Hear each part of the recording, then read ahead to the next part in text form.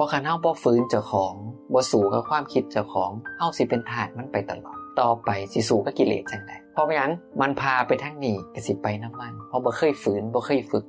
มันพาไปทางผีก็ไหลไปตามมันเพราะหยังเพราะบ่เคยฝืนบ่เคยฝึกมันดังนั้นพุทธองค์พูดถึงว่าขันติหรือความอดทนเป็นตบะก็คือเป็นสิ่งที่เอาไว้ในการเพียรเผากิเลสต้องอดต้องทนเด้อสู้ให้มันได้เหี่ยสิไหลไข้สิย่อยก็ต้องสู้พอขันเฮาผ่านไปได้เฮาสิเป็นภูมิกำลังต่อไปเฮาสิสามารถอยากคิดสิ่งใดก็คิดได้ไม่อยากคิดสิ่งใดก็ไม่คิดได้และเมื่อเราทำได้ถึงขนาดนี้ผลสุดท้ายคือหยังสามารถตัดตัณหาได้โดยเด็ดขาดเมื่อเราตัดตัณหาได้โดยเด็ดขาดประโยชน์คือหยังเพราะความสิ้นไปของตัณหานั้นคือนิพพาน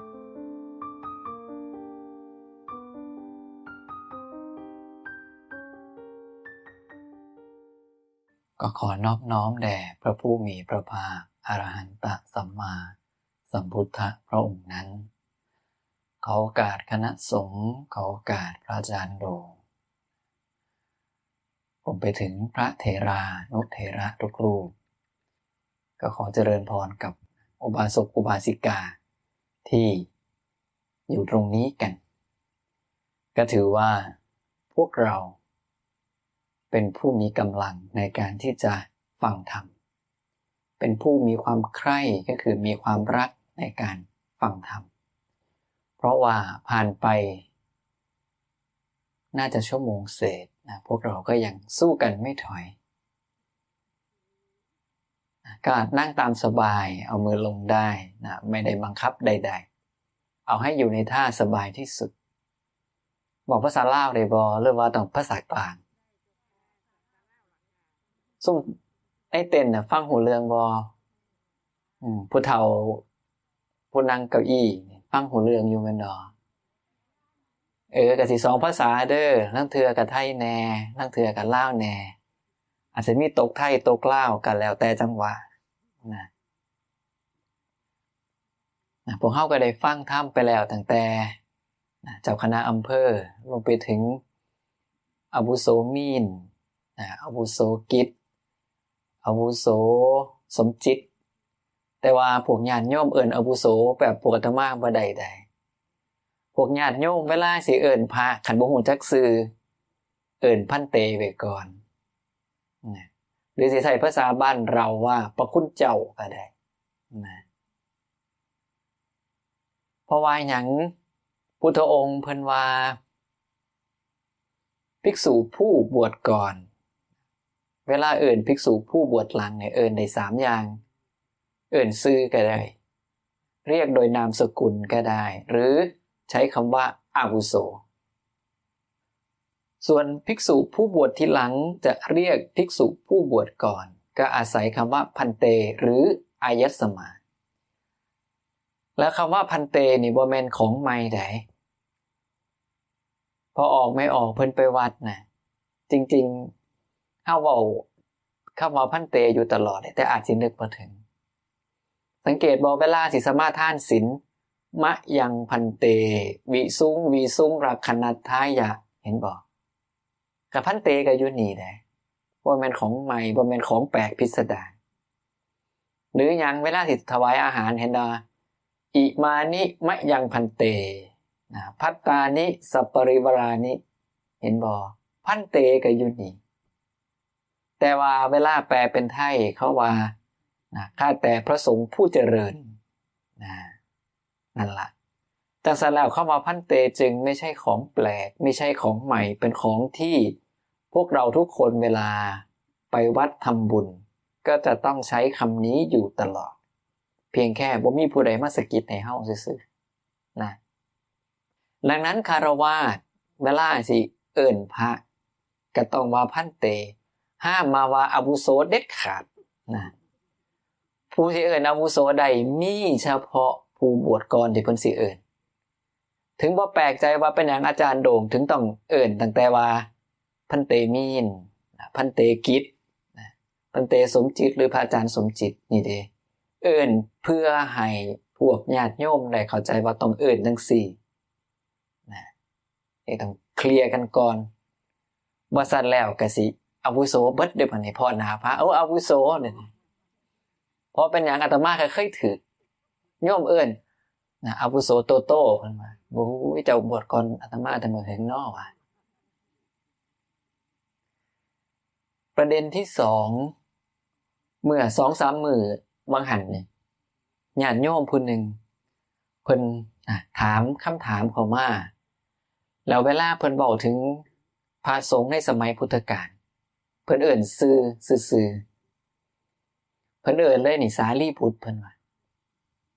อาตมาก็เลยถามว่าภาษาลีบุตรเนี่ยเป็นเซียวเจ้าบ่เจ้าคือเอิ้นชื่อเพิ่นซื่อๆขนาดพระนำกันเองยังเอิ้นบ่ได้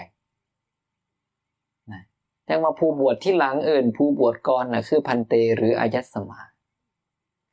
ภาษาลีบุตรบวชก่อน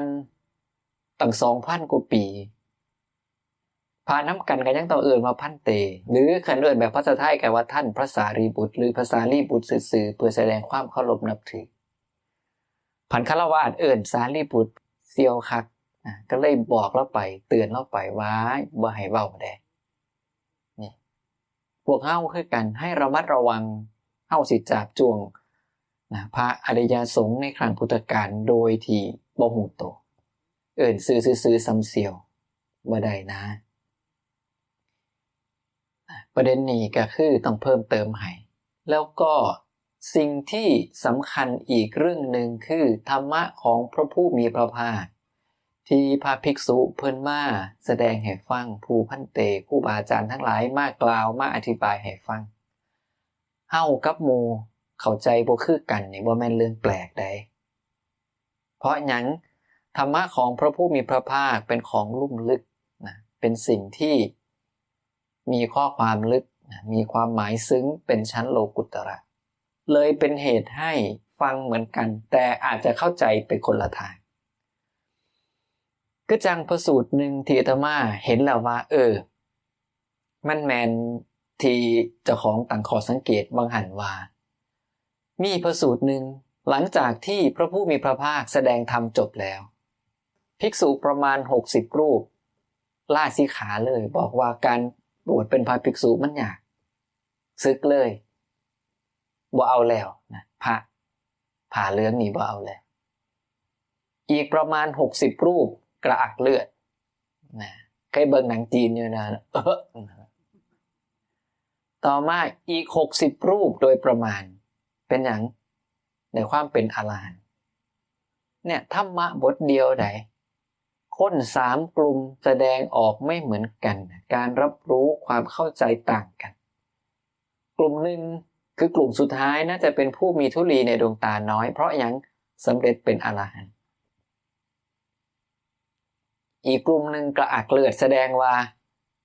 ถือเพิ่นนะมันจี่ใจแห้งเลยกระอักเลือดออกอีกกลุ่มหนึ่งบ่เอาแล้วสิกขาลาเพศไปนี่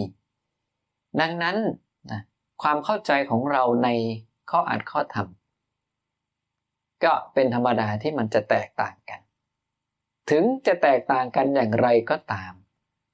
เมื่อลงมือปฏิบัติแล้วกระทำเข้าไปแล้วจะต้องเป็นไปเพื่อความเบื่อหน่ายคลายความพอใจเป็นไปเพื่อความสงบเป็นไปเพื่อความรู้ยิ่งเพื่อความรู้พร้อมและเป็นไปเพื่อนิพพานดังนั้นจะเข้าใจในมุมของตัวเองก็ช่างแต่ต้องเป็นไปเพื่อนิพพานและพวกเราก็ต้องรู้ว่าเมื่อมันเป็นอย่างนี้หากเราเจอว่าคนทั้งข้างเข้าใจบ่คือเฮาก็บ่ต้องแปลกใจและเมื่อเรามีความเห็นต่างกันได้จงระมัดระวังว่าอย่าทำให้เกิดความแตกแยกย้อนหยังย้อนอาตมาเป็นพระนี่เห็นเลยเข้าใจพระสูตรไปกันคนละมุมและก็เถียงกันได้สุดท้ายแต่ละมุมก็ถูกในประเด็นที่เพิ่นพิจารณาลักษณะจังซี่พระภูมิพระภาคอุปมาถึงเรื่องหยังจะว่าเป็นอุปมากับบ่แม่นเป็นเรื่องเหตุการณ์ที่เกิดขึ้นในอดีตแต่ว่าโดนแล้วพระราชาเพิ่นเอาคนตาบอดตั้งแต่เกิดมาและแบ่งเป็นหลายๆกลุ่มจากนั้นก็ให้ไปจับสร้าง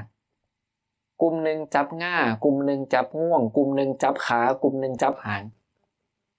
กลุ่มหนึ่งจับหูเนี่ยจับแล้วรูปแล้วค่ำแล้วก็เอามาร่วมกันใหม่พระราชาก็ถามว่าสร้างลักษณะเป็นจังใดซุ่มจับขาก็ว่าสร้างคือเสาซุ่มจับหูก็ว่าสร้างคือกระดกนะซุ่มจับหางก็ว่าสร้างคือไม้กวาดนะซุ่มจับง่าก็ว่าคืออย่างหนึ่งซุ่มจับง่วงก็ว่าคืออย่างหนึ่งต่างฝ่ายกับต่างเถียงกันว่าของข่อยถือของเจ้าผิดเลยลงเอยด้วยกันกำมัดใส่กันนะพระราชาเห็นก็มีความสุขนะหัวเราะชอบใจนี่เห็นบอกว่าจริงๆแล้วถือทั้งเบิดใดแต่ถือในมุมของไผของมันถึงบอกพวกเขาไว้ก่อนเตือนไว้ก่อนว่าให้ระมัดระวังการพิจารณาธรรมะของพระผู้มีพระภาคแล้วมันออกมาบ่ตรงกับหมู่แล้วก็สิไปมั่นใจว่าของเจ้าของถือของผู้อื่นผิดถือทั้งคู่เด้อก็เป็นไปได้พุทธองค์เพิ่นถึงว่าอย่าคิดว่าอย่างนี้เท่านั้นจริงอย่างอื่นเปล่านะอย่าไปมั่นใจแห้งหรือสมัยพุทธกาลก็มีพระภิกษุองค์หนึ่งเพิ่นอยากรู้ว่าความเห็นของภิกษุจะบริสุทธิ์ด้วยดีเพราะอาศัยเหตุอะไรไปถามองค์หนึ่งก็บอกว่าเห็นความเกิดความดับของอุปาทานขันธ์ห้าไปถามอีกองค์หนึ่งก็บอกว่าเห็นความเกิดความดับของผัสสะอายตนะทั้งหกอีกองค์หนึ่งก็บอกว่าให้เห็นว่าสิ่งใดสิ่งหนึ่งมีความเกิดขึ้นเป็นธรรมดาสิ่งนั้นทั้งหมดมีความดับไปเป็นธรรมดานี่ถามแต่ละองค์ก็ตอบบ่คือกันสุดท้ายแล้วไปถามพระผู้มีพระภาคพระผู้มีพระภาคก็บอกอุปมาขึ้นมาอันหนึ่งถึงเรื่องอย่างต้นทองกวาวบ้านเฮาต้นทองกวาวเขาเอิ้นภาษาบ้านเฮาเขาว่าต้นหยังหูกวงบ่ต้นดอกจานพระองค์มันบอกว่าซุ่มบ่เคยเห็นต้นดอกจานก็ไปถามผู้เคยเห็นต้นดอกจานว่าต้นดอกจานหรือต้นทองกวาวลักษณะอย่างไรผู้หนึ่งอธิบายด้วยลักษณะของเปลือกมาเป็นจังซี่ผู้หนึ่งอธิบายด้วยใบว่ามันเป็นจังซี่ผู้หนึ่งอธิบายด้วยฝักว่ามันลักษณะเป็นจังซี่ก็เลยอธิบายบ่คือกันซึ่งในความบ่คือกันแต่มันสื่อถึงต้นทองกวาวทั้งสิ้นเช่นเดียวกันความเห็นของภิกษุจะบริสุทธิ์ได้ก็สามารถบริสุทธิ์ได้ด้วยการเห็นอุปทานขันธ์ห้าผัสสะอายตนะเห็นความเกิดของสิ่งที่เกิดเป็นธรรมดาสิ่งนั้นทั้งหมดดับเป็นธรรมดานะเหล่านี้ก็เป็นเหตุให้ความเห็นบริสุทธิ์ได้นะดังนั้นแล้วพวกเฮาฟังธรรมแล้วอย่าฝ่าไปมั่นใจว่าของเจ้าของถือของผู้อื่นผิดครูบาอาจารย์องค์นี้เพิ่นว่าจังซี่อีกองค์นึงเพิ่นว่าจังซั่นองค์นี้ครูบาอาจารย์ข่อยเชื่อว่าครูบาอาจารย์ข่อยถือองค์นี้บ่แม่นครูบาอาจารย์ข่อยบ่เสียนะอย่าให้เป็นจังซั่นเพราะหยังพระภูมิพระภาคกล่าวอยู่ว่าจงมีตนเป็นประทีปมีตนเป็นสรณะมีธรรมเป็นประทีปมีธรรมเป็นสรณะไม่เอาสิ่งอื่นเป็นสรณะกลับไปหาธรรมะของพระพุทธเจ้าเพิ่นว่าจังใดศรัทธามีแล้วต้องอาศัยปัญญาอย่าศรัทธาหัวปักหัวปั๊มแบบเจ้าคณะอำเภอเพิ่นว่าให้ดอกเด็กน้อยเสริมจิตกับไปเสียจักแม่นบ่แม่นก็เสียไปแล้วนะเสียนั่นเสียนี่สมัยแต่ก่อนก็มีโอ้นี่ต้นไม้ใหญ่เด้นี่ผู้เหล็กออกไปหมู่บ้านมีไผมาขุดออกไปนี่เด้ก็เสียไปจังซั่นจักแม่นบ่แม่นจักถูกบ่ถูกจักแม่นบ่แม่นก็เสียอยู่นั่นล่ะต้องเอาปัญญามาพิจารณาและเฮาสิบ่หลงทางนะที่เพิ่นว่าอย่าไปยึดติดกับตัวบุคคลเพราะตัวบุคคลน่ะก็ยังบ่คนมันอนิจจังแต่คันเฮาเอาธรรมะเป็นหลักสิบ่มีปัญหาเพราะธรรมะมาจากไผมาจากพระผู้มีพระภาคส่วนพระสงฆ์องค์ข้าเจ้านี่เป็นลักษณะของผู้ที่ นำธรรมะของพระภูมิพระภาคไปประพฤติปฏิบัติจนกระทั่งเป็นตัวอย่างได้แล้วก็เป็นผู้สืบทอดสืบต่อพระธรรมคำสั่งสอนของพระภูมิพระภาคนั่นเองนะก็ยังว่าคนก็เปลี่ยนได้นะแต่ว่าธรรมะก็เป็นของที่มันเป็นจังซั่นอยู่แล้วนะดังนั้นเฮาฟังแล้วก็ต้องพิจารณาดีๆเห็นบ่แต่ละองค์ที่เพิ่นมาบอกมาอธิบายมีเที่ยนึงนะมีโยมเพิ่นถามมาว่าธรรมะนี่เพิ่นรู้แล้วเข้าใจแล้วแต่ทำไมยังไม่หลุดพ้นจำของอาวุโสกิจหรือพันเตกิจได้บ่เดิมนี่ก็คือจังเฮาตามกระแสน้ำไงต่อมาเฮาบ่อยากไหลไปตามกระแสน้ำเพราะมันสิเป็นอันตรายในภายหลังก็จึงพยายามว่ายท่วนขึ้นมาว่ายมาแล้วทั้งเทื่อก็ขี้คร้านมันเกิดหยังขึ้นมันก็ไหลไปตามกระแสน้ำคือเก่านะพอดูพอมันก็สว่าว่ายท่วนขึ้นมาอีกพอขี้คร้านมันก็ไหลตามไปไหมสรุปแล้วมื้อเจ้าว่ายน้ำไปต่อได้บ่อยู่หม้องเก่าย้อนหยังย้อนมีมือมันมือขี้คร้านแน่นอนหลักการเดียวกันแม้เราเจริญสติปัฏฐาน4นะจะเห็นกายในกายเวทนาในเวทนาจิตในจิตธรรมในธรรมก็ตามขันมีมือมันมือขี้ข้านเด้อเจ้าสิบ่ไปใส่มาใส่เลยพุทธองค์เปรียบอุปมาถึงกองไฟกองหนึ่งที่มันลุกได้ย้อนอาศัยเสื่อไฟถึงเวลาก็เติมฟืนถึงเวลาก็เติมฟืนถามว่าไฟที่มันลุกอยู่นี่มันสิมอดบ่มอดย้อนหยังย้อนจุฟืนเรื่อยๆเช่นเดียวกันไฟที่มันลุกอยู่เพราะอาศัยเสื่อไฟแม้เราไม่เติมเชื้อมันก็ยังลุกอยู่ไประยะเวลาหนึ่งและเมื่อมันลุกไหม้ไปเรื่อยๆฟืนก็สิค่อยเบิดไปจนกระทั่งหมดเชื้อแล้วดับไปคือหยังคือการปฏิบัติของเฮานั่นล่ะว่าการที่เฮามาเจริญสติปัฏฐาน4ก็ดีมาเจริญภาวนาก็ดีเปรียบเหมือนเราไม่เติมเชื้อลงในกองไฟคันเฮาเฮ็ดจังซี่ไปเรื่อยๆผลสุดท้ายไฟมันสิดับปัญหาที่มีคือหยังมันมีมุมตรงกันข้ามคือถ้าเราเห็นว่ามันยังมีความน่ารักน่ายินดีมันยังมีความน่าพอใจมันยังมีประโยชน์อย่างนั้นอย่างนี้อยู่ก็สว่าเฮาเติมฟืนเข้าไปอีกเมื่อเฮาเติมฟืนอยู่เรื่อยๆไฟมันก็เลยดับลงไปไม่ได้นี่ล่ะถึงบอกว่าคันมีมือมันมือขี้ข้านมันบ่ไปใส่มาใส่จะวายท่วนน้ำแล้วจะก็ปล่อยไหลกลับไปคืนจะวายขึ้นมาใหม่จะก็ปล่อยไหลกลับไปคืนมันก็บ่ไปใส่มาใส่การหลุดพ้นถึงเกิดบ่ได้ก็เป็นคำตอบให้กับผู้ที่ถามว่าฮู้แล้วเข้าใจแล้วเป็นหยังคือบ่หลุดพ้นเพราะว่าเสื้อไฟเก่าเจ้ายังมีอยู่หลายคนเป็นพุทธมีประสบการณ์ชีวิตหลายแม่นบ่ตะกี้ตะกอนบ่มีแก๊สบ่มีไฟฟ้าจะสิหุงข้าวเฮ็ดกับข้าวเฮ็ดจังได๋ดังไฟเห็นบ่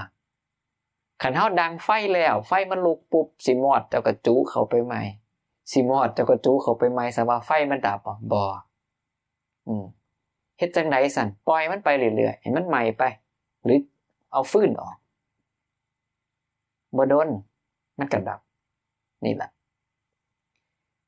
ความเพียรของเราต้องต่อเนื่องความเพียรของเราต้องสม่ำเสมอนั่นหมายความว่าขยันก็ต้องทำขี้ข้านก็ต้องเฮ็ดบ่ได้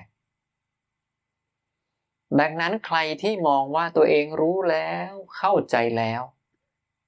หน้าที่คือต้องปฏิบัติให้ต่อเนื่องสม่ำเสมอที่พระผู้มีพระภาคเพิ่นว่าเดเป็นผู้พิจารณาเห็นความไม่เที่ยงตระหนักชัดว่าไม่เที่ยงมีความสำคัญว่าไม่เที่ยงน้อมไปด้วยใจอย่างลงด้วยปัญญาติดต่อกันไปไม่ขาดสายผลที่เกิดขึ้นคือหยังสิ้นอาสวะในปัจจุบัน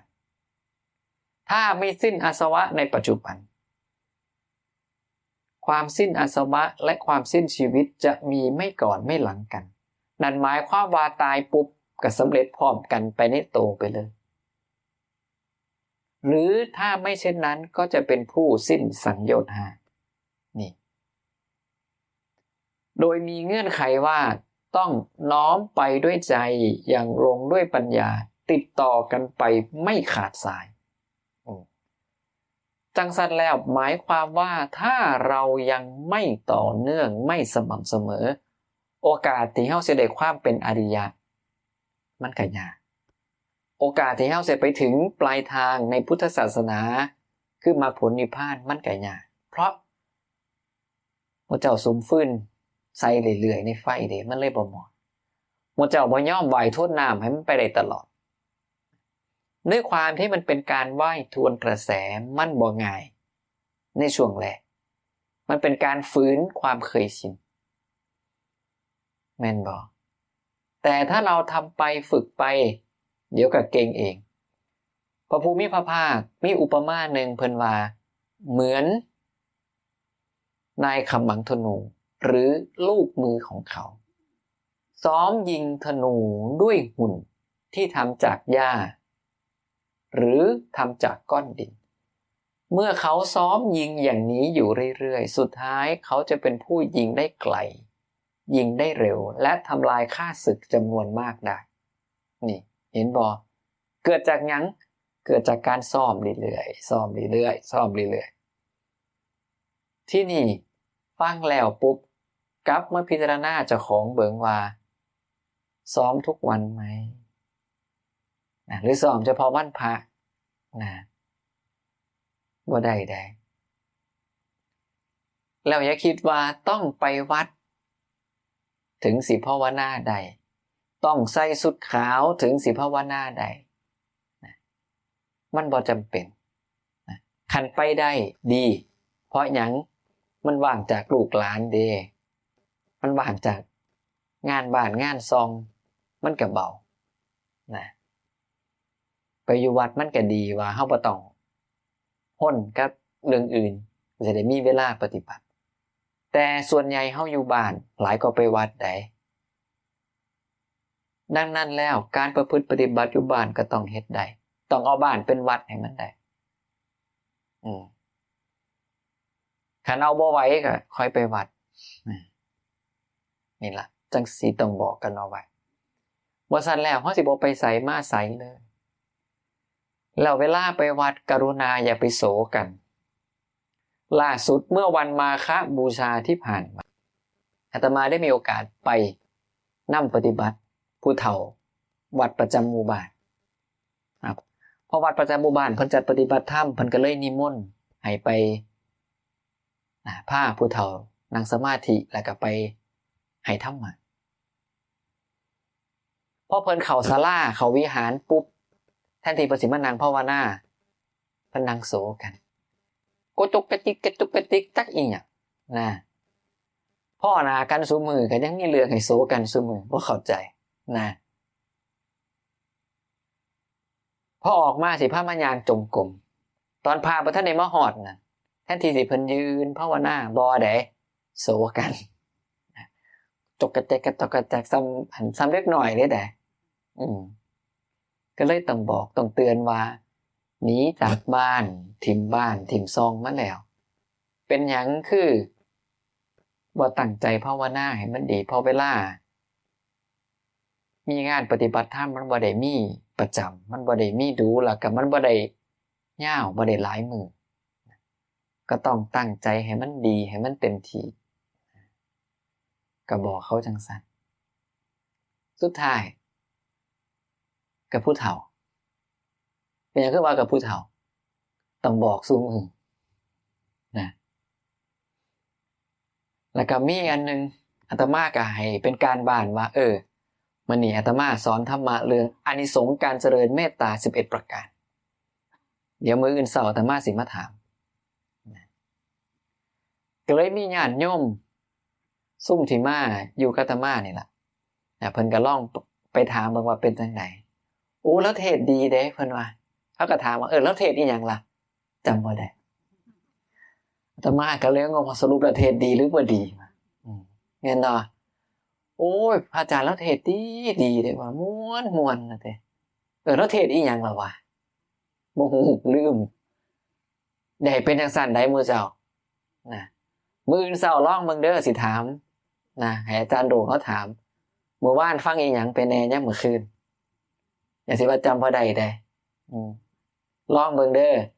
มื้อนี้ฟังอีหยังไปอันไหนเป็นประโยชน์ก็รับเอาอันไหนบ่เป็นประโยชน์ก็วางก็ทิ้งไว้นี่นะบ่ต้องไปเก็บให้มันเป็นปริโภคความกังวลนี่ล่ะแล้วธรรมะมันบ่แม่นของที่ไกลโตใดมันอยู่ไกลโตนี่ล่ะโดยเฉพาะผู้ที่ผ่านโลกมาหลายแนมไปก็ส่วนใหญ่เกือบสิ 100% ผ่านโลกมาหลายแล้วขาข้างนึงมันจอละแดใกล้แล้วนะอีกบ่ดน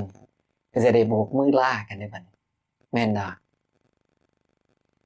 เคยสังเกตเจ้าของบ่ว่าปีนี้เทียบกับปีที่แล้วเป็นจังไดปีนี้ก็5ปี10ปีที่แล้วเป็นจังไดกำลังวังซ่าเป็นจังไดความคิดความอ่านเป็นจังไดมันคือเก่าหรือมันบ่คือเก่าหัวบ่อยากให้มันงอกมันก็งอขึ้นเรื่อยๆผมบ่อยากให้มันโลนมันก็โลนจนว่าบานเบิดแน่นอนหนังก็อยากให้มันเค็งคือวัยรุ่นมันก็บ่ได้สิลูกสินางอยากให้มันคล่องมันแข็งคือตะกี้ตะกอนมันก็เป็นบ่ได้เวลาสิลูกก็ค่อยๆลุกโอ้ยเห็นบ่เวลาสินางก็โอ้เห็นบ่มันบ่คือเก่าได้ปีหน้าปีฮื้อก็คักกว่าเก่าอีกนี่เด้ธรรมะนี่คือธรรมะได้เป็นหยังคือว่าจังซั่นเพราะส่วนหนึ่งของคำว่าธรรมะคือธรรมศาสตร์หรือธรรมดาพุทธองค์เพิ่นถึงว่าพวกเฮานี่มีความแก่ชราเป็นธรรมดามีความเจ็บป่วยเป็นธรรมดามีความตายเป็นธรรมดาสัตว์ทั้งหลายย่อมเป็นไปตามธรรมดาถูกบ่ผู้ใดเกิดมาคันอายุยืนสิบ่เฒ่ามีบ่บ่มีเลยเกิดมาจนว่าฮอดทุกมื้อนี้ผู้ใดบ่เจ็บบ่ไข้บ่ป่วยเลยมีบ่ถามว่าตาพ่อตาแม่ตาปู่ตายายนี่ตายหรือบ่ตายตายเบิดคิวต่อไปคือไผก็พวกเฮานี่แหละก็จังที่พระเพิ่นว่าบ่จำเป็นว่าต้องเฒ่าแล้วจังค่อยสิตายบ่เฒ่าก็ตายได้นะจังที่อาจารย์โด่งเพิ่นว่าอาวุโสมีนเพิ่นว่าเห็นบ่บ่เฒ่าก็ตายได้เดือนมีนาคมนี่อาตมาไปงานศพอยู่2งานเดือนนี้ก็เกือบได้ไปแล้วแต่ว่าเวลามันไปบ่ทันมีเคสหนึ่งเมื่อวันที่3มีนาลูกก็มาคุยกับอาตมาอย่างดีถึงพอเพิ่นจังซั่นจังซี่บ่มีแสดงอาการว่าสิตายเลยได้วันที่4เรานิมนต์ไปสันยามมื้อเช้าพอไปฮอดหม้องสันเพิ่นว่าพอเพิ่นบ่หายใจก็เลยสิบ่ได้อยู่ถวายอาหารแล้วก็สิขอถวายตอนนี้ปุ๊บก็สิเข้ากรุงเทพเลยเพราะว่าน้องชายโทรมาแจ้งว่าพ่อบ่หายใจแล้วก็ปั๊มบ่ขึ้นสุดท้ายก็เสียวันที่9เผาอาตมาก็มางานเผาต่อมาพอมางานเผาก็มีอีกเคสนึงป่วยเข้าโรงพยาบาล อาตมาก็เลยไปยามผ่านมาอีก4-5 มื้อก็เสียอาตมาก็ไปซอยไปร่วมงานศพคือกันซึ่งการไปร่วมงานศพนี่อาตมาส่วนหนึ่งบ่ได้คิดเพื่อคนตายเด้คิดเพื่อคนอยู่เวลาไปก็บอกอยู่ว่าที่มานี่มาให้กำลังใจผู้อยู่ผู้อยู่เพิ่นก็บอกว่าขอบคุณที่เข้าใจเพราะหยังผู้ตายก็ตายไปแล้วเด้มันจบแล้วแต่ผู้อยู่มันต้องใช้ชีวิตต่อไปเฮ็ดจังใดมันสิบ่ไปคิดถึงบุคคลที่จากไปแล้วเป็นทุกข์ก็ต้องมาให้กำลังใจผู้อยู่มาอนุเคราะห์ผู้ยังมีชีวิตอยู่เพื่อให้ใช้ชีวิตที่เหลือแบบว่าบ่เศร้าบ่โศกหลายเห็นจากไผเห็นจากโยมยาเจ้าของนี่แล้วตอนโยมปู่เสียนี่โยมยาเพิ่นนอนบ่ได้เลยหม้องเก่าเป็นหยังโยมปู่กับโยมยาเพิ่นเคยนอนบ่อนเดียวกันก็อยู่กันจังซี่มาจะว่าลูกใหญ่ก็เฮ็ดจังซี่มาตลอดต่อมาโยมปู่เสียโยมยานอนหม้องเก่าบ่ได้ไปบอกโยมอาขอนอนนำเพราะว่านอนบ่หลับนี่ก็เลยเห็นได้ว่าโอ้การให้กำลังใจผู้อยู่โดยธรรมะของพระผู้มีพระภาคเป็นเรื่องสำคัญบ่แพ้การที่เฮาเฮ็ดบุญหาผู้ตายนะก็เลยเป็นเหตุเป็นปัจจัยว่าคันเป็นไปได้นะก็สิไปอนุเคราะห์ผู้อยู่นะหมู่บ้านก็มีโยมผู้หนึ่งนะเสียไปเป็นหลานของโยมที่รู้จักสนิทกันเป็นลูกสาวของโยมที่รู้จักสนิทกันซึ่งก่อนสิเสียนะอาตมาก็ได้โทรไปเยี่ยมไปยามอยู่2 มื้อนะพอถึงนะผ่านมาเมื่อวานแล้วก็บอกว่าเสียแล้ววันที่5เขาก็นิมนต์ไปงานจริงๆเขานิมนต์แต่หมู่บ้านนั่นล่ะแต่เวลาบ่ลงตัวก็เลยว่าสิไปมื้อเผาคือวันที่5ซึ่งเบิ่งแล้วก็อาจสิไปบ่ทันคือกันไปก็ไปกำลังใจผู้อยู่ก็บ่ได้ไปเพื่อผู้ตายนะโดยเฉพาะอย่างที่บอกผู้ตายก็ตายไปแล้วผู้อยู่ตีต้องอยู่ต่อไปเคสล่าสุดนี่คือกันนักอยู่ใดเพราะว่าหยังเหลือลูกกับแม่2 คนแต่ลูกเสียก่อนลูกเสียก่อนตอนนี้เหลือแม่ผู้เดียวถามว่าผู้เป็นแม่สิอยู่จังได๋นี่มันเป็นความทุกข์ที่คันบ่เกิดกับเจ้าของก็สิบ่เข้าใจเลยว่ามันทุกข์ส่ำใดถึงสิทุกข์จังไดก็ตามเราต้องผ่านไปให้ได้แม่นบ่คนตายก็คือเพิ่นตายไปแล้วแต่ผู้อยู่ก็ต้องอยู่ต่อไปให้ได้โดยที่ทุกข์ให้มันน้อยเพราะว่าพุทธองค์บอกเลยว่าความโศกย่อมเกิดมาจากความรักความกลัวย่อมเกิดมาจากความรักเมื่อพ้นแล้วจากความรักความโศกย่อมไม่มีแล้วความกลัวจะมีมาจากไหนเล่าความโศกย่อมเกิดมาจากสิ่งอันเป็นที่รักความกลัวย่อมเกิดมาจากสิ่งอันเป็นที่รักเมื่อพ้นแล้วจากสิ่งอันเป็นที่รักความโศกย่อมไม่มีแล้วความกลัวจะมีมาจากไหนเล่ามันยากใดที่จะตัดใจว่าบ่ฮักผู้ใดเลยบ่มีหยังเป็นที่ฮักเลยยากใดนอกจากภริยะขันธ์สูงๆพูนนำเพิ่นสิละได้นะขนาดนางวิสาขาหลานตายก็ยังทุกข์ก็ยังโศกนะพระผู้มีพระภาคก็ยังให้โอวาทว่าผู้ใดมีสิ่งอันเป็นที่รัก100ก็ทุกข์100ผู้ใดมีสิ่งอันเป็นที่รัก50ก็ทุกข์10ผู้ใดมีสิ่งอันเป็นที่รัก10ก็ทุกข์10ผู้ใดมีสิ่งอันเป็นที่รัก5ก็ทุกข์5ผู้ใดมีสิ่งอันเป็นที่รัก1ก็ทุกข์1ผู้ใดไม่มีสิ่งอันเป็นที่รักผู้นั้นก็ไม่มีทุกข์นี่เด้ถามว่านี่ผู้ใดบ่ฮักอีหยังเลยมีบ่มีนั่นหมายความว่าหยังอนาคตเฮาทุกคนสิต้องเผชิญหน้า กับความทุกข์ความเศร้าโศกแน่นอนเพราะหยัง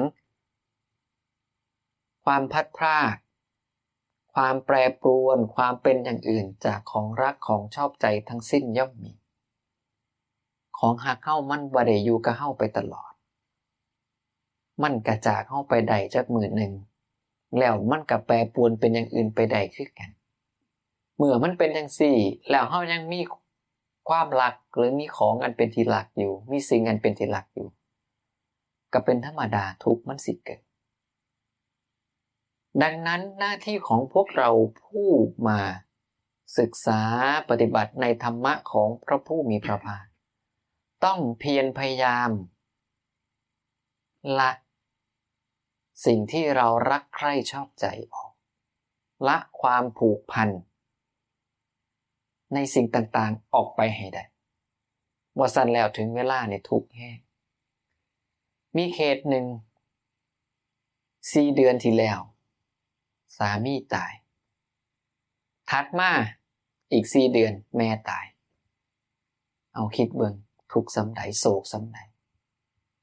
เพิ่นก็บอกวิว่าทุกข์โศกอยู่แต่โดยความมีธรรมะของพระผู้มีพระภาคได้มีโอกาสประพฤติปฏิบัติตามธรรมของพระผู้มีพระภาคจึงเป็นเหตุให้แม่สิทุกข์ก็ยังพ่อเอาเจ้าของออกจากทุกข์ไปได้มันก็มีแน่บางข้าวบางเทือก็ยังเสียใจยังห้องไห้อยู่มันเป็นธรรมดาย้อนเฮาบ่แม่นพระอริยบุคคลขั้นสูงบ่แม่นพระอรหันต์มันเป็นเรื่องปกติบ่ต้องแปลกใจถึงยกเรื่องนางวิสาขามาไงนางวิสาขาก็ยังเสียใจหรือผู้มีคุณสมบัติดีกว่านั้นคือไผท่านพระอานนท์เห็นมือปรินิพพานบ่ท่านพระอานนท์เสียใจบ่เสียใจเป็นทุกข์บ่เป็นทุกข์นี่ขนาดท่านพระอานนท์ไหนพระพุทธเจ้ายกเลยว่าเป็นพระพหูสูตรเก่งกว่าหมู่เลิศกว่าหมู่ในบรรดาภิกษุสงฆ์เพิ่นเรื่องความเป็นพหูสูตรแต่ว่าเมื่อเผชิญหน้ากับเหตุการณ์บางอย่างท่านพระอานนท์ก็ยังโศกก็ยังเสียใจก็ยังเป็นทุกข์จังสั้นแล้วเฮาสิทุกข์แน่โศกแน่จึงไม่ใช่เรื่องผิดปกติเพียงแค่ว่าทำอย่างไรความทุกข์ความเศร้าโศกเสียใจเมื่อมันมีขึ้นมาแล้วเฮาสิละได้เร็วละได้ไวจำได้บ่อินทรีย์ภาวนาชั้นเลิศความชอบใจความไม่ชอบใจหรือทั้งความชอบใจและไม่ชอบใจที่บังเกิดขึ้นแล้วย่อมดับได้โดยเร็วพลันทันทีไม่ยากไม่ลำบากส่วนอุเบกขาก็คงดำรงอยู่ผู้ใดเฮ็ดได้ทั้งสี่พระผู้มีพระภาคนับว่าผู้นั้นเป็นผู้มีอินทรีย์ภาวนาชั้นเลิศต้องละได้ชนิดที่ว่าเร็วพลันทันทีไม่ลำบากบ่ต่างจากคนดีดนิ้วกระพริบตานี่เฮ็ดได้บ่ทุกเกิดขึ้นปุ๊บสั่งได้จบนะสั่งได้จบนะบ่มีเป็นไปได้ใดคันเฮาฝึกฝนอย่างต่อเนื่องเป็นประจำสม่ำเสมอจำได้บ่เวลาซ้อมยิงธนูด้วยหุ่นที่ทำจากหญ้าหรือก้อนดินคันซ้อมเรื่อยๆมันสิเก่งเองคือกันเมื่อเราฝึกหัดปฏิบัติอย่างเต็มที่ต่อเนื่องเก่งเองคล่องเองดังนั้นหน้าที่เฮาคือต้องพยายามฝึกตั้งแต่ตอนนี้ให้มันได้เพราะว่าถึงเวลานี้ผู้ใดก็ซอยเฮาบ่ได้ถูกบ่ในเมื่อไม่มีใครช่วยอะไรเราได้อย่างแท้จริงถึงต้องมีตนเป็นประทีปมีตนเป็นสรณะถึงต้องมีธรรมเป็นประทีปมีธรรมเป็นสรณะแล้วอย่าไปคาดหวังว่าพระผู้มีพระภาคกล่าวถึงอานิสงส์ในการฟังธรรมก่อนตายเอาไว้ก็คาดหวังว่าสิมีผู้มาเปิดธรรมะให้ฟังเจ้ามั่นใจจังไดว่าเจ้าสิบ่หัวใจวาย แล้วบ่มีผู้ใดเห็นถูกบ่เจ้ามั่นใจได้จังได๋เจ้าสิบ่เกิดอุบัติเหตุแล้วบ่มีญาติมาพ้อมาพบนั่นหมายความว่าต้องพร้อมที่เว้าจังซี่บ่ได้มาว่าผู้ใดได้บ่ได้มาแซงไผใดเพราะมันมีขึ้นมาแล้วมีโยมผู้หนึ่งเนี่ยเคยบวชอยู่น้ำกันเล่าก็ลาสิกขาเพราะว่าแม่มาอยากให้ลาสิกขามีมื้อนึงเราสิขับรถมาวัดมาหาอาตมาเราซิ่งมอเตอร์ไซค์เด้สิ่งที่ท่าใดบ่ฮู้รถหลุยไปใต้ท้อง10ล้อเหยียบปึ๊บกะโหลกแตกตายคาที่กลัวสิฮู้ว่าเป็นลูกไผหลานไผกลัวสิแจ้งญาติพี่น้องผ่านไปหลายชั่วโมงเห็นบ่คันเฮาบ่มีธรรมะเป็นที่พึ่งบ่มีเจ้าของเป็นที่พึ่งถามว่าไผสิซอยเฮาได้ในเวลานั้นไผสิมาเปิดธรรมะให้ฟังเอาตายอยู่ข้างถนนพ่อแม่พี่น้องก็บ่ฮู้นี่เคสนี้มีมาแล้วนะก็เลยโอ้นะอีกผู้หนึ่งก็เป็นทิศคือกันเคยบวชอยู่น้ำกันก็สึกไปเล่นน้ำแล้วจมน้ำตายนี่ก็อีกเคสหนึ่งไผสิมาเปิดให้ฟังนั่นระหว่างจมน้ำเนี่ยผู้ใดสิมาเปิดธรรมะให้เจ้าฟังก็ต้องอาศัยการภาวนาเจ้าของนี่แล้วสู้กับมันบ่ซั่นแล้วตายถิ่มคือกันอีกเคสหนึ่งมือล่มในห้องน้ำหัวฟาดอ่างล้างหน้ากะโหลกยุบก็ตายคือกันกลัวลูกหลานสิฮู้ตายจ่อยนี่เห็นบ่ความตายไม่ละเว้นให้แก่ใครๆมันย่ำยีหมดทุกคนเอาผู้ใดฮู้ว่าสิตายยามใดบ่มีผู้ใดฮู้ว่าเจ้าสิตายท่าใดบ่มีเลือกท่าตายได้บ่สิขอตายท่านอนบ่เอาตายท่านั้นเป็นไปบ่ได้เลยเป็นเหตุให้พวกเราต้องพยายามฝึกสติสัมปชัญญะกระทำความเพียรให้ได้ในทุกๆอิริยาบถทั้งเดินยืนนั่งนอนห้ามแปลว่า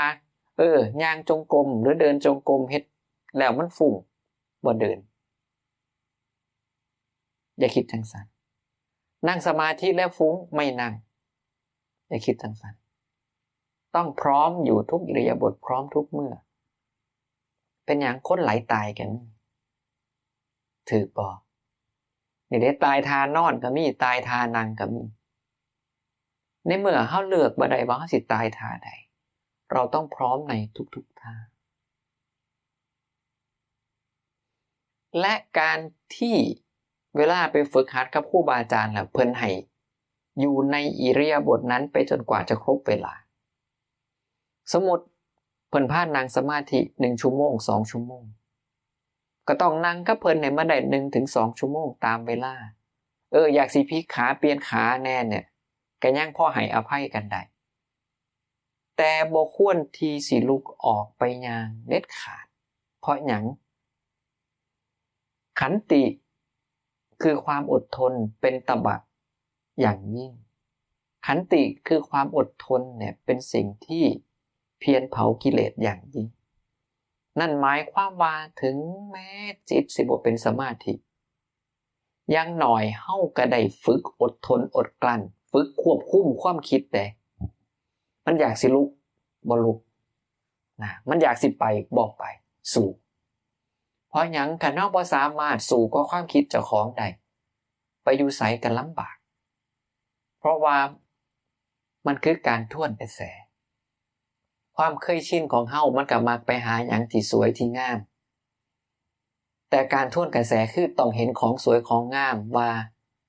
จริงๆแล้วมันมีความบ่งามอยู่ข้างในถูกบ่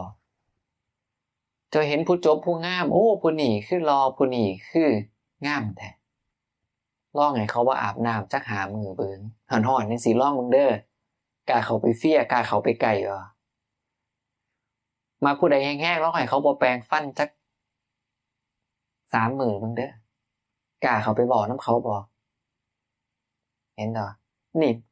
ในความงามมันก็มีซ่อนความบ่งามไว้อยู่ แต่เฮามองข้ามเป็นหยังคือพากันอาบน้ำซุมื้อเห็นว่าขี้ตะแล่นี่ผู้ลางคนก็ต้องสีทอดน้ำหอมพุ่นน่ะเป็นหยังมันเหม็นเอาก็ในเมื่อมันมีความเหม็นความบ่สะอาดอยู่เป็นหยังเฮาก็สิมองแต่ความสวยความงามนี่มองเห็นความบ่สะอาดความเหม็นความเน่านี่ก็สิได้โอ้จริงๆแล้วมันเป็นจังซี่เนาะ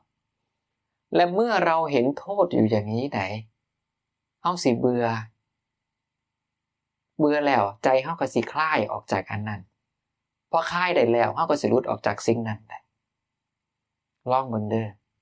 ติดใจอีหยังหลายๆพอใจอีหยังหลายๆลองมาเอาปัญญาเข้าไปเห็นตามความเป็นจริงถึงความบ่สวยบ่งามความบ่ดีที่มันแฝงอยู่เห็นไปเรื่อยๆสุดท้ายมันบ่อยากได้มันบ่อยากเอามันปลงเองมันวางเองนั่นล่ะซึ่งการทำแบบนี้เนี่ยมันเป็นการโทษกระแสตั้งแต่เฮาฟังกันไปมันเป็นการฝืนความเคยชินแรกๆเฮาก็บ่อยากเฮ็ดดอกขี้คร้านบ่ม่วนแต่มันต้องทำเพราะไม่งั้นแล้วทุกข์เฮาสิบ่เบิดต้องเฮ็ดไปเรื่อยๆเฮ็ดให้มันเป็นประจำสม่ำเสมอแล้วความอดทนอดกลั้นของเฮานี่ล่ะมันสิเป็นตบะซอยให้เฮาสามารถสู้ออกมาได้เพราะหยังขี้คร้านก็เฮ็ด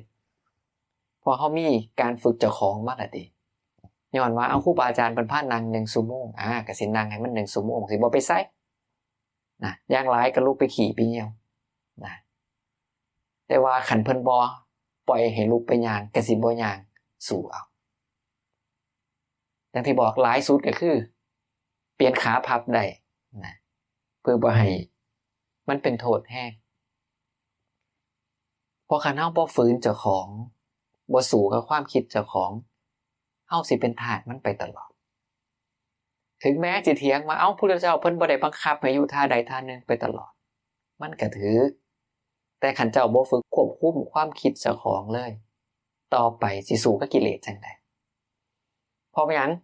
มันพาไปทางนี้ก็สิไปนำมันเพราะบ่เคยฝืนบ่เคยฝึกมันพาไปทางผีก็ไหลไปตามมันเพราะหยังเพราะบ่เคยฝืนบ่เคยฝึกมันนี่ล่ะดังนั้นพุทธองค์พูดถึงว่าขันติหรือความอดทนเป็นตบะก็คือเป็นสิ่งที่เอาไว้ในการเพียรเผากิเลสต้องอดต้องทนเด้อสู้ให้มันได้เหี่ยสิไหลไข้สิย่อยก็ต้องสู้พอคันเฮาผ่านไปได้เฮาสิเป็นผู้มีกำลังต่อไปเฮาสิสามารถอยากคิดสิ่งใดก็คิดได้ไม่อยากคิดสิ่งใดก็ไม่คิดได้และเมื่อเราทำได้ถึงขนาดนี้ผลสุดท้ายคือหยังสามารถตัดตัณหาได้โดยเด็ดขาดเมื่อเราตัดตัณหาได้โดยเด็ดขาดประโยชน์คือหยังเพราะความสิ้นไปของตัณหานั้นคือนิพพานนี่กลายเป็นว่าแค่เฮาบ่ฝึกสู่กับความคิดฝึกสู่กับอารมณ์ที่มันสิพาเฮาไปทางนั่นพาเฮาไปทางนี้ได้ผลที่สุดคือนิพพานได้เห็นบ่ธรรมะบ่ต้องฮู้หลายแต่ว่าปฏิบัติให้มันหลายสู้กับความคิดให้มันได้ฝืนกับความคิดให้มันได้โดยอาศัยนี่ล่ะอินทรีย์ภาวนาชั้นเลิศโดยการละความชอบใจความไม่ชอบใจแล้วพยายามอยู่อุเบกขาให้มันได้ก็เริ่มจากโอเคละมันอาจสิไหลไป5นาที10นาทีก็บ่เป็นหยังหูโตแล้วก็เอากลับมามันไหลไปอีกก็สร้างมันหูโตแล้วก็เอากลับมาแล้วก็ฝึกไปจังซี่เรื่อยๆแล้วมันสิสั่นลงสั่นลงสั่นลงเองแล้วสุดท้ายก็สิเป็นคือจังพุทธองค์เพิ่นว่าน่ะดีดนิ้วจังซี่ได้เลยแล้วอย่าไปคิดว่าการกระทำความเพียรเนี่ยคือไม่ให้ไปเห็นไม่ให้ไปได้ยินว่าเป็นจังซั่นได้ เพราะหยังพุทธองค์กล่าวอยู่ว่าคนที่ไม่ให้เห็นไม่ให้ได้ยินกันฝึกจังซี่นี่เพิ่นว่ามีแต่คนตาบอดก็หูหนวกที่สิเฮ็ดได้เพราะหยังคนตาบอดก็มองไม่เห็นคนหูหนวกจึงไม่ได้ยินแต่เฮายังตาดียังหูดีแสดงว่าเฮาบ่สามารถหลีกเลี่ยงบ่เห็นได้หลีกเลี่ยงบ่ได้ยินได้สิ่งที่เฮาต้องเฮ็ดก็คือได้เห็นแล้วได้ฟังมาแล้วสิเฮ็ดจังใดละความชอบใจละความไม่ชอบใจเหลือไว้อุเบกขานี่ล่ะคือสิ่งที่เฮาต้องเฮ็ดโดยอาศัยปัญญาว่าความชอบใจความไม่ชอบใจหรือทั้งความชอบใจไม่ชอบใจที่เกิดขึ้นแล้วสิ่งเหล่านี้เป็นของหยาบอาศัยปัจจัยปรุงแต่งขึ้นแต่มีสิ่งอื่นที่สงบระงับและประณีตนั่นคืออุเบกขาเมื่อเฮามีปัญญาเห็นจังสี่ว่าความพอใจบ่พอใจที่มันเกิดขึ้นมันเป็นของหยาบได้มันเกิดได้เพราะอาศัยเหตุปัจจัยสิ่งที่ดีกว่านั้นประณีตกว่านั้นคืออุเบกขาพอเฮาเริ่มมีปัญญาเฮาก็จะขยับมาอยู่อุเบกขาฝึกเอาปัญญาเข้าไปใส่แล้วก็ทำให้มันสามารถละได้เร็วขึ้นในความชอบใจไม่ชอบใจจนกระทั่งอุเบกขายังคงดำรงอยู่แล้วเมื่ออุเบกขาดำรงอยู่แล้วสิเฮ็ดจังไดต่ออุเบกขาก็เป็นของไม่เที่ยงมีความแปรปรวนไปเสื่อมไปสิ้นไปจางคลายไปดับไปเป็นธรรมดามีปัญญาเห็นอุเบกขาจังสิแล้วเฮาก็สิบ่ยึดติดกับอุเบกขาและเฮาก็จะเป็นผู้เฮ็ดทั้งสมถะและวิปัสสนาเพราะหยังสมถะคือความสงบในจิตในใจมันเกิดบ่ซัดสายไปหาอารมณ์ภายนอกแล้วปัญญาเฮาก็เกิดเพราะว่าเฮาเห็นแล้วว่าอุเบกขาก็แปรปรวนเป็นอย่างอื่นจางได้คลายได้ดับไปได้ก็ฝึกอย่างนี้ไปเรื่อยๆสุดท้ายเมื่อบุคคลรู้อยู่เห็นอยู่โดยถูกต้องก็จะเบื่อหน่ายเมื่อเบื่อหน่ายก็จะคลายความพอใจและเมื่อคลายความพอใจก็ย่อมหลุดพ้นนี่แล้วความหลุดพ้นมันเกิดได้จังซี่แม้กระทั่งการคุมอารมณ์ความรู้สึกเจ้าของฝึกเจ้าของโดยการที่บ่ไหลไปตามอารมณ์ทรงอุเบกขาใดมีปัญญาเห็นอุเบกขาตามความเป็นจริงก็จะเป็นเหตุให้ได้นิพพานเป็นเหตุให้ละตัณหาได้และห้ามบอกว่าโอ้ยดีชั่วรู้หมดอดไม่ได้ห้ามได้เราต้องละชั่วทำดีให้ได้คันหูแล้วเพราะเมื่อเรารู้ว่าดีชั่วเป็นอย่างไรแล้วเราสามารถละชั่วทำดีได้พระผู้มีพระภาคกล่าวว่าบุคคลนั้นเป็นผู้มีปัญญาเป็นผู้ถึงพร้อมด้วยปัญญานี่เห็นบ่ปัญญาสิเกิดก็ต้องอาศัยจังซี่ปัญญาทางโลกกับปัญญาทางธรรมมันสิต่างกันจักหน่อยมื้อนี้ขอคุยเฉพาะปัญญาทางธรรมคือการเห็นประจักษ์ตามความเป็นจริงอย่างถูกต้องบอกมาหลายปานนี้จำได้แน่บ่ห้ามลืมได้อย่าให้ได้ยินถึงโหมื้อหน้าเด้อโอ้อาจารย์เราเทศน์ดีที่แต่ว่าจำบ่ได้อย่าให้ได้ยินจังซั่นเด้อนะก็จังที่บอกไปก่อนหน้านี้ว่าธรรมะในความหมายหนึ่งคือความเป็นธรรมดาความเป็นธรรมชาติการที่เฮามาศึกษาธรรมะมาปฏิบัติธรรมเนี่ยส่วนหนึ่งก็เพื่อให้เฮามาเข้าใจธรรมชาติเข้าใจความเป็นธรรมดาแล้วเฮาก็สิสามารถอยู่กับความเป็นธรรมดาได้อย่างที่ไม่ทุกข์แม่นบ่ความแก่เฒ่าชรามาฮอดแล้วก็บ่เป็นทุกข์โอ้มันธรรมดาความเจ็บป่วยกำกายมาก็บ่เป็นทุกข์ย้อนหยังมันธรรมดาบัดฮอดมื้อสิตายผงาบก็บ่ทุกข์ได้เป็นหยังมันธรรมดาคือแม่เฒ่าคนนึงเราบอกอาตมาว่าเนี่ยลูกหลานเขามีปากอยากสิเว้าก็ปล่อยมันเว้าไปฉันไม่เก็บมาคิดและเมื่อฉันไม่เก็บมาคิดฉันก็เลยไม่ทุกข์ ก็บอกโอ้เรามีปัญญาเด้เนาะเป็นหยังมันแก่ผู้อื่นมันแก่บ่ได้เขามีปากเขาอยากเว้าหยังปล่อยเขาเว้าบ่สนใจบ่ใส่ใจเด้อพวกเขาเองหลายคนก็เฒ่าแล้วมีลูกมีหลานลูกหลานมันก็มีนิสัยของมันนั่นน่ะสร้างมันมีปากอยากสิว่าหยังเรื่องของมันก็ต้องไปสนใจเฮาสนใจกับการภาวนาของเจ้าของนี่ก็ย้อนว่าเฮาแก้ผู้อื่นบ่ได้แก้เจ้าของง่ายที่สุดนะเห็นบ่เขามีปากอยากสิเว้าก็ปล่อยเขาเว้านะเฮาบ่ต้องเก็บมาคิดเฮาก็สิบ่ทุกข์โอ้มาถึงจังหวะพอดีเนาะนั่นล่ะเห็นดอกเช่นเดียวกันกับเรื่องที่ผ่านเข้ามาในชีวิตเฮาบ่สิเป็นแต่ละมื้อแต่ละเว้นมันก็หมุนเวียนเปลี่ยนไปจังซั่นได้เห็นบ่ก่อนหน้านี้มันหนาวเฮ็ดจังได๋ห่มผ้าหนาๆบ่ยามนอนตุ่มเอาที่เราผ้าใส่เสื้อแขนยาวใส่เสื้อกันหนาวไป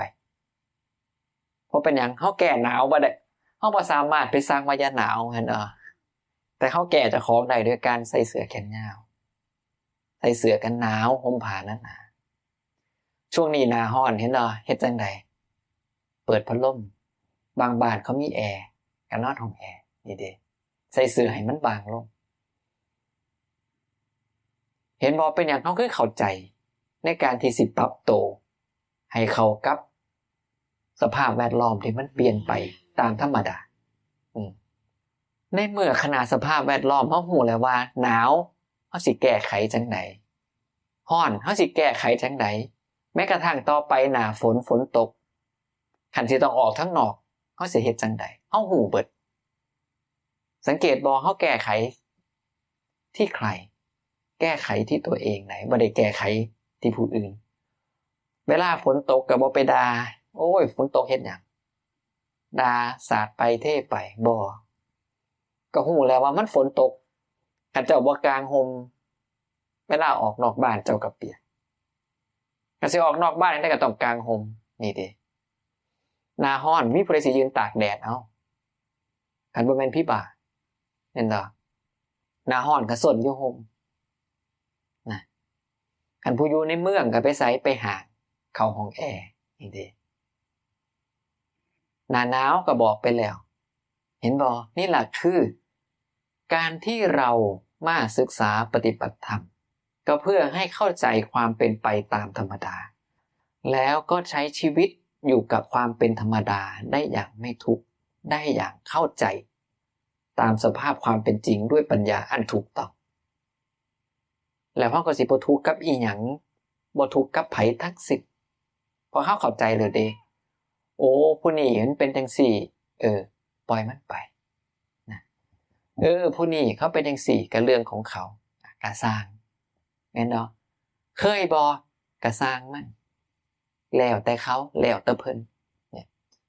เป็นหยังเฮาคือบ่ได้จังซี่คิดได้จังซี่ก็ย้อนเข้าใจแล้วว่ามันเป็นจังซั่นก็เลยก็สร้างเรื่องของเพิ่นแล้วแต่เพิ่นเรื่องภายนอกเป็นจังซี่เรื่องภายในจิตในใจเฮาก็เป็นจังซั่นว่าธรรมดาคนเฮามันก็พลัดพรากจากของรักของชอบใจธรรมดานะของรักก็ย่อมมีความแปรปรวนเปลี่ยนเป็นประการอื่นนะธรรมดาบางเรื่องก็สมปรารถนาธรรมดาบางเรื่อง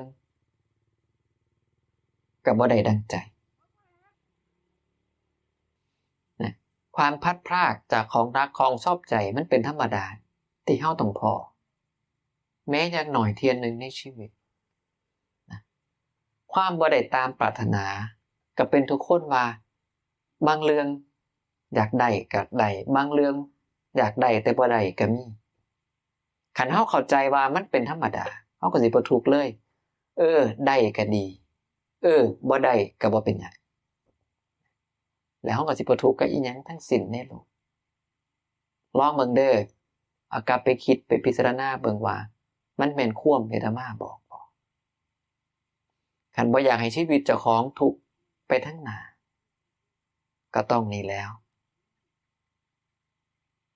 เข้าใจความเป็นไปตามธรรมดาแล้วก็อยู่กับความเป็นธรรมดาให้มันได้นะแล้วลึกก็ไว้สัตว์ทั้งหลายย่อมเป็นไปตามธรรมดาและเมื่อเรามีความปรารถนาแล้วลงมือเฮ็ดเต็มที่แล้วมันบ่ได้ตั้งที่ต้องการสิเฮ็ดจังได๋พระภูมิพระภาคว่าให้เราอดกลั้นเอาไว้ไม่ควรเศร้าโศกคิดเสียว่ากรรมเป็นสิ่งที่มั่นคงบัดนี้เราจะทำอะไรได้กระสางว่าซ้ำนี่มันก็ได้ซ้ำนี่ล่ะแม่นบ่แต่ขันยังมีชีวิตอยู่ก็ต้องสร้างเพิ่มไงพระภูมิพระภาคถึงกล่าวเอาไว้อยู่ว่าเหตุสำเร็จความปรารถนาอย่างหนึ่งนั่นคือหยังเพิ่นว่าความสำเร็จย่อมมีได้แก่บุคคลผู้มีศีลความปรารถนาแห่งใจของบุคคลผู้มีศีลย่อมสำเร็จได้เพราะจิตบริสุทธิ์นั่นคือหยังคันอยากให้มันสมปรารถนาเจ้าของต้องศีลดีคันอยากให้เจ้าของสมปรารถนาต้องรักษาจิตให้บริสุทธิ์โดยอาศัยการภาวนาดังนั้นแล้วคันเฮามีความปรารถนาแล้วมันบ่ได้ก็ต้องกลับมาพิจารณาก่อนว่าศีลดีบ่จิตใจของเฮามันบริสุทธิ์ผุดพองบ่หรือมีแต่อกุศลซุมื้อแล้วก็แก้ไขกันไปว่าศีลบ่ทันได้ดีใจยังบ่บริสุทธิ์จึงบ่เป็นเรื่องแปลกที่ความปรารถนาเฮาปรารถนาแล้วบ่ได้ลองแก้ไขเบิ่งเด้อขอให้ศีลดีภาวนาให้ดีซอยได้ย้อนหลายคนก็ยังต้องมีชีวิตต่อไปชีวิตมันจังต้องอยู่ต้องกินต้องเฮ็ดต้องหาเฮ็ดจังใดมันสิทุกข์น้อยสุขหลายก็ต้องอาศัยธรรมะของพระภูมิพระภาคและเป็นหลักจิตหลักใจในการคิดของเฮาเป็นหลักในการประพฤติปฏิบัติในแต่ละมื้อแต่ละเว้นสุขใจก็ต้องมีให้มันได้สุขกายก็ต้องมีให้มันได้คือกันมันจังสิครบถ้วนทั้งที่บอกคนเฮาต้องกินต้องใส่เฮ็ดจังได๋ชีวิตเฮามันสิสมปรารถนาโดยส่วนใหญ่กลับมารักษาศีลให้ดีกลับมาภาวนารักษาใจให้บริสุทธิ์เหตุสมปรารถนาบางอันพุทธองค์เพิ่นถึงบอกว่าถึงพร้อมด้วยศรัทธาถึงพร้อมด้วยศีลถึงพร้อมด้วยจาคะถึงพร้อมด้วยปัญญาพระภูมิพระภาคใส่คำว่าถึงพร้อมบ่แม่นแค่ว่ามีศีลมีศรัทธามีจาคะมีปัญญาได้ต้องถึงพร้อมคำว่าถึงพร้อมคือหยังต้องมีอย่างเต็มที่มีหลายนั่นล่ะจังซั่นแล้วผู้ใดที่รู้สึกว่าศรัทธาก็มีแล้วศีลก็มีแล้วจาคะก็เฮ็ดแล้วปัญญาก็มีแล้วเป็นหยังมันคือยังบ่ทันได้สมปรารถนาคือพุทธองค์เพิ่นว่าก็ต้องกลับมาตรวจสอบเจ้าของเด้อกลับไปเช็คพระสูตรนำว่าพระพุทธองค์หรือพระภูมิพระภาคบ่ได้บอกแค่ว่าให้มีศรัทธาศีลจาคะปัญญาแต่เพิ่นหรือพระองค์ให้เราเป็นผู้ถึงพร้อมด้วยศรัทธาถึงพร้อมด้วยศีลถึงพร้อมด้วยจาคะและถึงพร้อมด้วยปัญญามันจึงจะสมปรารถนาเห็นบ่มันก็บ่แม่นว่าของง่ายแต่ก็ไม่ยากเกินไปที่เราจะทำได้ดังนั้นเห็นเราการปฏิบัติที่เกื้อกูลต่อชีวิตของเราในทางโลกพระภูมิพระภาคก็สอนเอาไว้โดยการกล่าวสอนถึงเหตุสมปรารถนาในเมื่อเฮายังไปบ่ทันได้ถึงความเป็นอริยบุคคลแม้กระทั่งขั้นต้นคือโสดาบันชีวิตมันยังต้องเป็นไปยังต้องกินต้องใช้ก็ต้องอาศัยธรรมะบางอันเพื่อเกื้อกูลให้ชีวิตทางโลกของเรามันอยู่ดีมีแห้งเพื่อหยังจะได้มีเวลาไปประพฤติปฏิบัติเพื่อจะได้มีเวลาสร้างสมบุญกุศลด้านอื่นเพิ่มเติมแม่นบ่อยากให้ทานก็ยังพอมีมาให้ทานอยากสิรักษาศีลก็ยังพอมีเวลาได้ไปรักษาศีลอยากไปภาวนาก็ยังมีเวลาออกไปภาวนานี่เด้พอผู้ลางคนที่จะมาเคยพอ ปัญหาคือหยังบ่มีเวลามีแค่เวลานอนเท่านั้นเพราะเฮ็ดเวียกตลอดนี่ไงเป็นหยังคือเฮ็ดเวียกตลอดหนี้สินมันพันหัวอยู่หนี้สินมันอ้อมข้างอ้อมแอวภาระมันอ้อมข้างอ้อมแอวอยู่มันหยุดบ่ได้เลยนี่ล่ะก็ย้อนชีวิตทั้งโลกมันบีบรัดเวลาในการประพฤติปฏิบัติก็เลยยากตรงกันข้ามบางคนเพิ่นบอกว่าลูกเต้าดูแลเบิดสิไปไสก็ได้สิเฮ็ดหยังก็ได้ลูกซัพพอร์ตเบิดนี่ก็เลยเป็นเหตุให้ผู้นี้อยากไปไสก็ไปอยากไปอยู่ปฏิบัติธรรมจักมื้อจักคืนเราก็ได้เฮ็ดเพราะหยังชีวิตทั้งโลกเราสบายแล้วมันก็เลยเกื้อกูลต่อทางธรรมและเช่นเดียวกันเมื่อเราปฏิบัติธรรมก็จะเกื้อกูลต่อชีวิตทางโลกมันเป็นของคู่กันถึงแม้เราบ่ได้ไปวัดก็อย่าลืมเราปฏิบัติธรรมที่บ้านได้รักษาศีลที่บ้านได้ภาวนาที่บ้านได้นี่ล่ะคือธรรมะทั้งเบิดที่นำมาให้พวกเฮาได้ยินได้ฟังพอดีตัวละนะ1 ชั่วโมงโดยประมาณก็จะได้บ่เดึกแห้งนะผู้เฒ่าก็เริ่มหิวนอนล่ะพูนทั้งหลังพุ่นบ่ได้ว่าทั้งหน้าแจ้งก็สร้างแล้วเจ้าจำบ่ได้พากับเงยซื่อๆก็ยังว่าอาตมาไปเทศน์มาแล้วแล้วเทศน์ดีแต่จำบ่ได้แล้วสิเทศน์โดนเฮ็ดหยังสั่นเจ้าจำบ่ได้เห็นบ่แต่คันบ่บอกเลยก็บ่ได้เพราะผู้ลางคนถึงจำบ่ได้เบิดแต่ว่ามันสิมีบางอันที่พ่อฮู้พ่อจับประเด็นได้แล้วเอาไปประพฤติปฏิบัติได้นี่ล่ะธรรมะคือความเป็นธรรมดาคือความเป็นธรรมชาตินี่คือความหมายหนึ่งแล้วก็อย่าเป็นคือจังคนตาบอดจับสร้างได้อย่าคิดว่าอย่างนี้เท่านั้นจริงอย่างอื่นเปล่านะอีกผู้นึงหมู่เฮาก็อาจสิถือตัวเฮาเองก็ถือคือกันแต่ถือกันคนละมุมแล้วธรรมะบทเดียวกันอย่าไปคาดหวังว่าผู้อื่นจะเข้าใจคือเฮาพิจารณาได้คือเฮานะมีตัวอย่างมาแล้วในสมัยพุทธกาลการใส่ชีวิตของเฮามันก็มีสุขแน่ทุกข์แน่มีเสียใจดีใจแน่มันบ่แม่นเรื่องผิดเพราะว่าเฮาบ่แม่นพระอริยะขั้นสูงมันเป็นเรื่องธรรมดาขอแค่ว่าเฮ็ดจังใดเฮาสิเฮ็ดให้เจ้าของทุกข์น้อยแล้วสุขมากขอแค่เฮาเข้าใจความเป็นไปตามธรรมดาแล้วก็อยู่กับความเป็นไปตามธรรมดาให้มันได้แล้วมันสิทุกข์น้อยนะอย่าลืมลูกหลานเขามีปากอยากสิเว้าหยังก็ปล่อยมันเว้าอย่าเก็บมาคิดให้เจ้าของทุกข์เจ้าของโศกเป็นอันขาดอย่าเก็บมาคิดแล้วมันสิบ่ทุกข์แล้วก็เหตุสมปรารถนาจังที่บอกไปบางหันความสำเร็จมีได้แก่บุคคลผู้มีศีลและความปรารถนาแห่งใจของบุคคลผู้มีศีลย่อมสำเร็จได้เพราะจิตบริสุทธิ์ตรงนี้สำคัญอย่าละเลยรวมไปถึงการประพฤติปฏิบัติมันก็คือการทวนกระแสต้องเพียรพยายามให้มันได้ต่อเนื่องและกันตลอดสิเพราะว่าการเห็นกายในกายเห็นเวทนาในเวทนาเห็นจิตในจิตเห็นธรรมในธรรมก็เลือกมากจะสิเห็นอันใดนะซึ่งแต่ละอันมันก็เกื้อกูลกันอยู่แล้วนะสมมติถ้าตั้งการเห็นกายในกายเอาไว้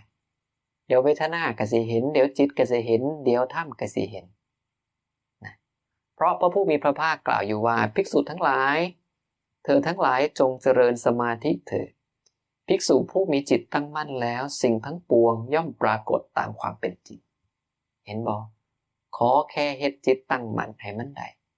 แล้วก็สิฮู้ตามความเป็นจริงเอง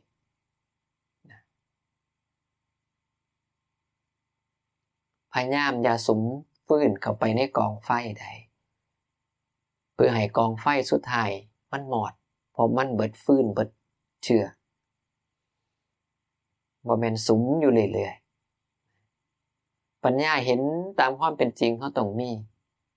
มันบ่ต่างจากการที่เฮาบ่สุมฟืนเข้าไปถึงเวลาไฟก็จะหมดเชื้อและดับไปถึงเวลา อวิชชาก็จะจางคลายจนกระทั่งดับไปโดยไม่เหลือ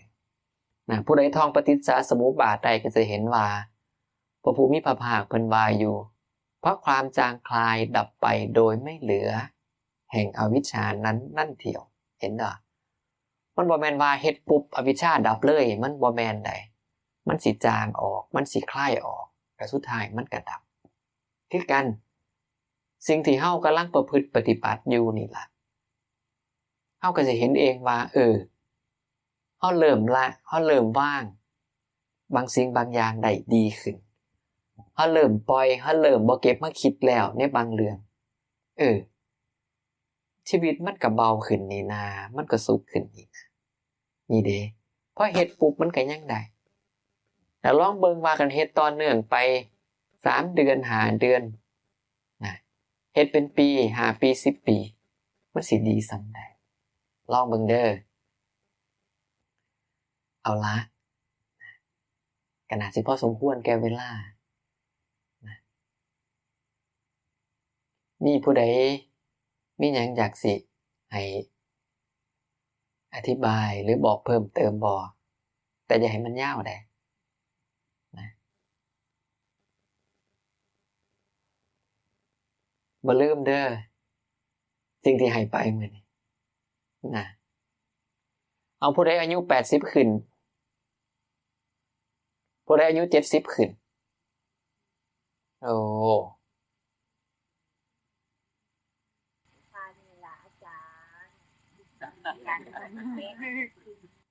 80ขึ้น88โอ้ยอนุโมทนาหลายเห็นบ่88ก็ยังนั่งกันว่าตั้งแต่บ่ายตั้งแต่หัวค่ำเนาะจนว่าเท่าตอนนี้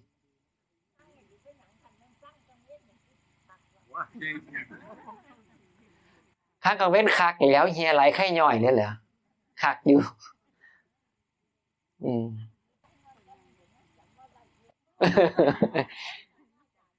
เห็นบ่เงินควบมาตามาบ่นั่นล่ะแกเธอบอกว่าโอ้ยอาจารย์คือเทศดีแท้แต่ว่าโยมจำบ่ได้นั่นล่ะแกสารภาพในแต่ต้นน่ะดีแล้วนะ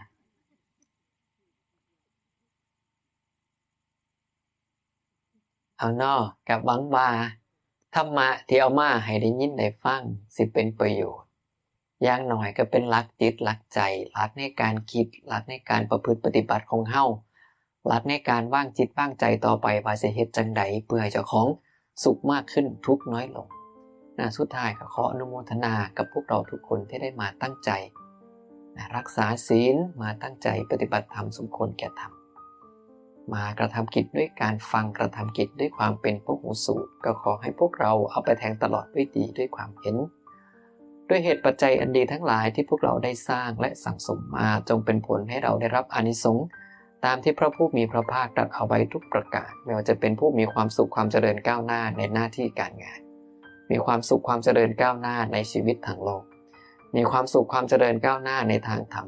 เป็นผู้ไปทางเจริญไม่ไปทางเสื่อมถึงความเจริญอย่างเดียวไม่ถึงความเสื่อมที่สุดก็ขอให้ได้ดวงตาเห็นธรรมสำเร็จผลยังนิพพานพ้นทุกข์ในอนาคตการอันใกล้โดยทั่วหน้ากันทุกคนทุกท่านเถิด